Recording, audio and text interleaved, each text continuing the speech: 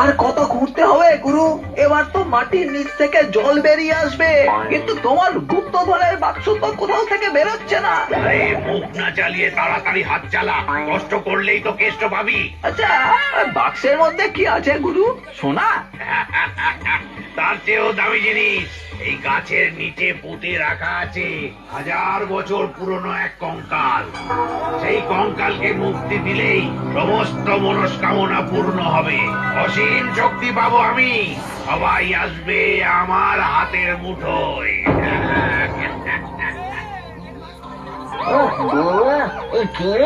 কাঁচা ঘুমটা মাটি করে দিলি। গুরু, ওপরে দেখো। রাত দুপুরে মান্ডবাজি হচ্ছে, খোঁড়াখুড়ি গুলো সকালে করলে কি হয়? জানিস না এই গাছের ডালে রুনি থাকে? ভাগ ভাগ এখান থেকে। হবে নাকি? তবে রে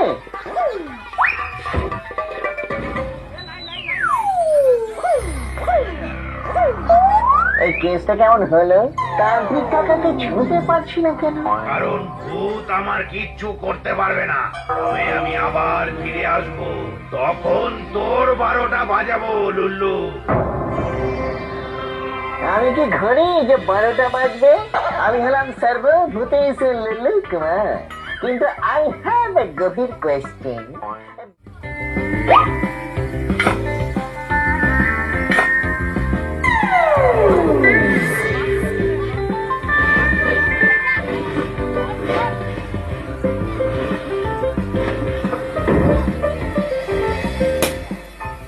বুঝেছি, বেচারা এখানে গুপ্তধনের সন্ধানে এসেছিল, তবে মাইসেলফ যখন গুপ্তধনের বাক্সটা তুলে বার করেছি, তখন এর মালিক এখন থেকে আমি। দেখে তো ভেতরে কি আছে। ভেতর থেকে কেউ টর্চ লাইট মারছে গো।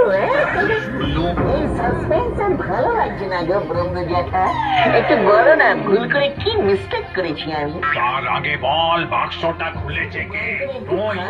দেখি ভেতর থেকে কেউ একটা টর্চ মারছে। হায় হায় হায়, ওটা টর্চের আলো নয় লুল্লু, ওটা 1000 বছর ধরে বন্দী হয়ে থাকা এক পিশাচ সিদ্ধ পুরুষের প্রাণ শক্তি। এক্ষুনি চল, এক্ষুনি চল, আমি সচক্ষে সেই বাক্সটা একবার দেখতে দিয়েছি।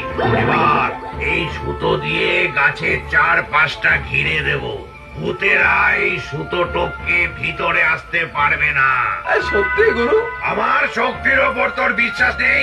তুই নিশ্চিন্তে মাটি খুঁড়ে বাক্সটা বার করবি। করবো করবো গুরু, করবো। তুই তো আমার অস্ত্র রে, ওকে দিয়েই আমাকে বাক্সটা খোলাতে হবে, আমি খুললে তো হবে না।